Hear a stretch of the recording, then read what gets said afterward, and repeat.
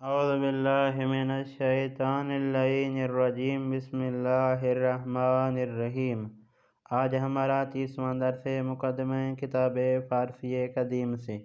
آج کے درس میں ہم 8 رنگوں کے نام پڑھیں گے۔ کچھ ان میں سے اردو میں استعمال ہوتے ہیں، کچھ استعمال نہیں ہوتے۔ سب سے پہلا رنگ ہے کرمیز۔ کرمیز یعنی سرخ، کرمیز یعنی سرخ۔ اس کے بعد ہے زرد۔ زرد وہی زرد ہے، یہ اردو میں بھی استعمال ہوتا ہے اور فارسی میں استعمال ہوتا ہے۔ اس کے بعد ہے سبز۔ سبز بھی اسی طریقے سے، یہ اردو میں بھی سبز ہے اور فارسی میں بھی سبز ہے۔ اس کے بعد ہے آبی۔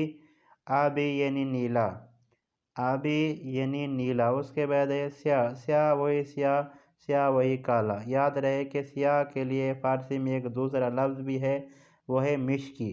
مشکی بھی فارسی میں کالے کو کہتے ہیں، مشکی بھی فارسی میں سیاہ کو کہتے ہیں۔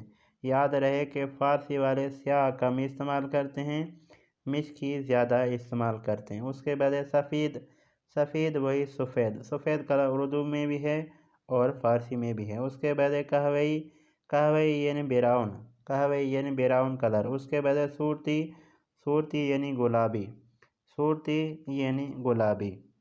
اب میں ان کی آپ کے سامنے کچھ مثالیں رکھتا ہوں۔ مثالوں میں سے بعض کا ترجمہ کروں گا، بعض کا ترجمہ نہیں کروں گا، اس لیے کہ ان کا ترجمہ پہلے بیان ہو چکا ہے۔ این اور ان کا فرق بھی پہلے بیان ہو چکا ہے۔ سب سے پہلی مثال ہے این کفش قہوئی است۔ یہ جوتے قہوئی ہیں، یہ براؤن کلر کے ہیں۔ آن سیب زرد است، وہ سیب زرد ہے۔